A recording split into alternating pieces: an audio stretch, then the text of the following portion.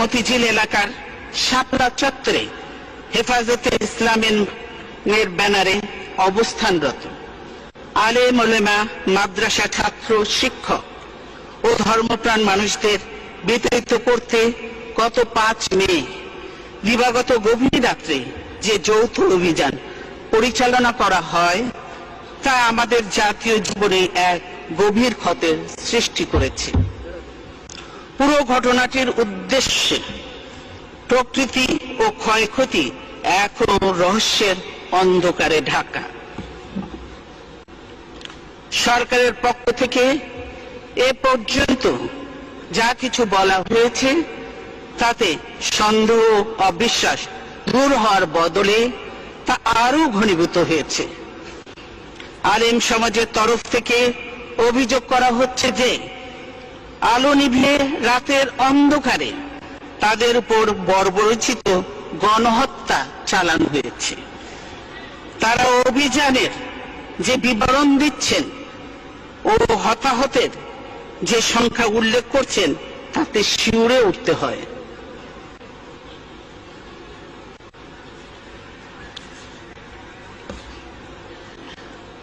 দুর্ভাগ্যের বিষয়, ধর্মপ্রাণ মানুষের মনে সৃষ্ট গভীর বেদনাবোধ নিরসনের কোনো চেষ্টা সরকার করছে না, বরং প্রধানমন্ত্রী, বিভিন্ন মন্ত্রী ও সরকারি দলের নেতারা নানা ধরনের উপহাস, পরিহাস ও ব্যঙ্গ বিদ্রুপাত্মক মন্তব্য করে চলেছেন।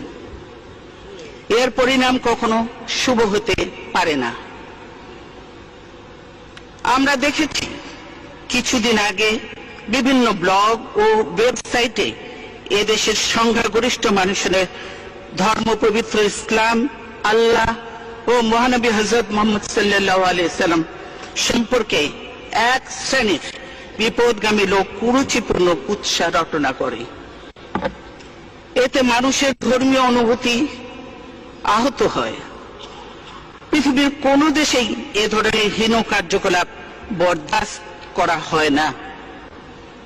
উচ্চ আদালত থেকে এর বিরুদ্ধে কার্যকর ব্যবস্থা নেওয়ার জন্য নির্দেশ দেওয়া হয়। দুঃখের বিষয়, সরকার এ ব্যাপারে কিছুই করেনি। এই ধর্মদ্রোহী ব্লগারদের কেউ কেউ শাহবাগের মঞ্চে নেতৃত্ব দিতে থাকে। সমাবেশের প্রতি সরকারের আনুকূল্য, সার্বিক সহযোগিতা ধর্মপ্রাণ মানুষের মধ্যে ক্ষোভের সঞ্চার করে। তাদের মধ্যে এই ধারণা সৃষ্টি হয় যে সরকার ধর্মদ্রোহী ব্লগারদের পক্ষ নিয়েছে। সরকারের সমর্থন ও আশকারাতেই এই ধর্মদ্রোহীরা মানুষের ধর্মীয় অনুভূতিকে আহত করার সুযোগ পাচ্ছে। এই পটভূমিতেই আলেম সম্প্রদায় ও কওমি মাদ্রাসার শিক্ষক ছাত্রদের সমন্বয়ে গঠিত হেফাজতে ইসলাম নামের ও রাজনৈতিক সংগঠনটি শান্তিপূর্ণভাবে প্রতিবাদ জানাতে শুরু করে। এই সংগঠনটির নেতাদের সঙ্গে আমরা সরকারের মন্ত্রী ও নেতাদের বিভিন্ন সময়ে বৈঠক, দিন দরবার ও আলোচনা করতে দেখেছি। 6 এপ্রিল হেফাজতে ইসলামের ঢাকা অভিমুখী লং মার্চ ও শাপলা চত্বরে সমাবেশ কর্মসূচি শান্তিপূর্ণভাবে পালনের জন্য স্বরাষ্ট্রমন্ত্রী তাদেরকে অভিনন্দন জানায়। তিনি তাদের 13 দফা দাবিও বিবেচনার আশ্বাস দিয়েছিলেন। 5 মে হেফাজতে ইসলামের কর্মসূচির দুদিন আগে 3 মে সন্ধ্যায় প্রধানমন্ত্রী কেবল এই সংগঠনের বিষয়ে এক সংবাদ সম্মেলন করেন। তিনি বলেন, হেফাজতের 13 দফা দাবির অনেকগুলো বাস্তবায়ন করা আছে। বাকি দাবিগুলোর মধ্যে যেগুলো যৌক্তিক সেগুলো নিয়েও আলোচনা হবে। এরপর হঠাৎ করে কি ঘটলো তা আজও রহস্যই হয়ে আছে।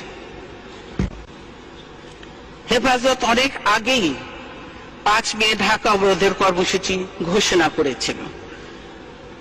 5 তারিখ সেই কর্মসূচি পালনের পর তারা সরকারের অনুমতি নিয়ে ঢাকায় সমাবেশ করতে আসে। এই আসার পথে নগরীর কয়েকটি পয়েন্টে তারা সরকারি দলের লোকদের বাধার মুখে পড়ে। সরকার সমর্থক সন্ত্রাসী ও আইন শৃঙ্খলা বাহিনীর যৌথ হামলায় অনেকেই হতাহত হয়। সরকারি সূত্রে শাপলা চত্বরের বাইরে মোট 11 জন নিহত হওয়ার কথা স্বীকার করা হয়েছে। সরকারি দলের এই ক্যাডারদের আগে থেকেই কেন জড়ো করে রাখা হয়েছিল তার জবাব পাওয়া যায়নি। শাপলা চত্বরে হেফাজতের মূল সমাবেশ শান্তিপূর্ণ হলেও গুলিস্তান, বাইতুল মোকাররম, বিজয়নগর এলাকায় সংঘর্ষ ও নাশকতামূলক তৎপরতা চলে।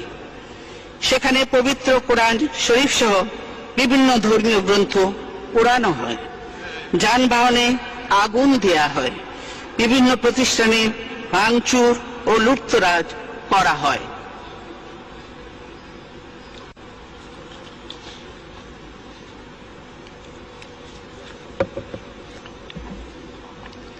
যা এসবই টেলিভিশন ফুটেজ এবং বিভিন্ন দিক দেখলে বলা যায় সরকারি দলের গুন্ডা বাহিনী, বিভিন্ন ছাত্রলীগ, যুবলীগ এরাই এর সঙ্গে সংশ্লিষ্ট।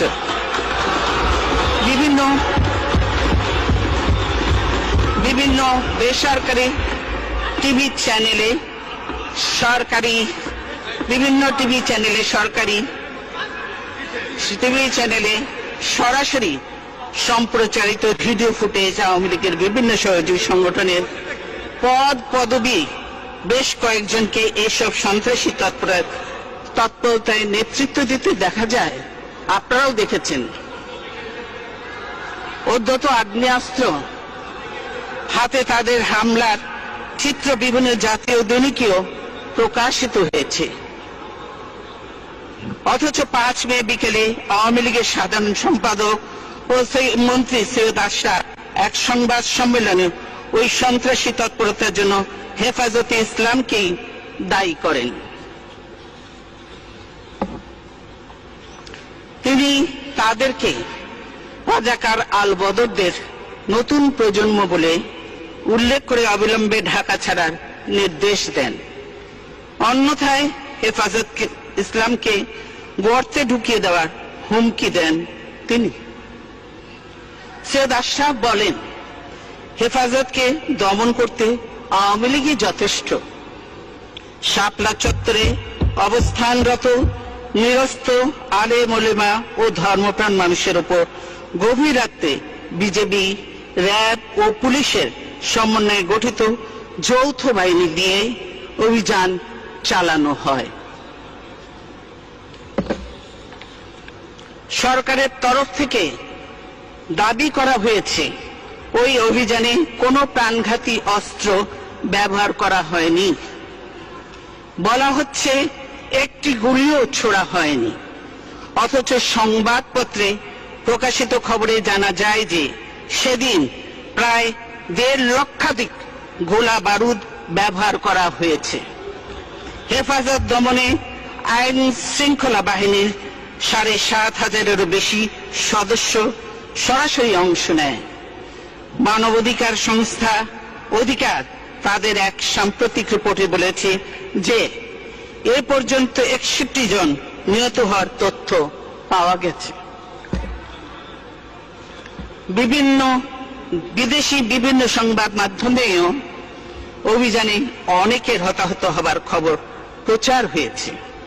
সামাজিক যোগাযোগ মাধ্যমেও ভয়াবহ সব ভিডিও চিত্র দেখা যাচ্ছে।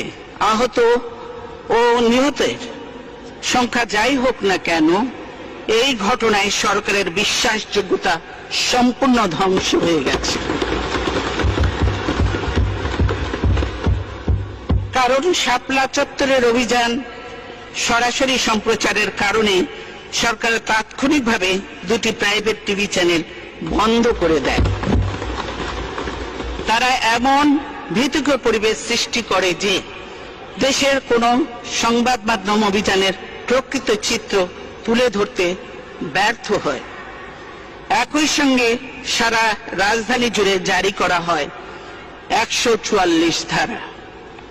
শাপলা চত্বরে অভিযানের পর অনেকেই এখনো ফিরে যায়নি, অনেক নিখোঁজ রয়েছেন।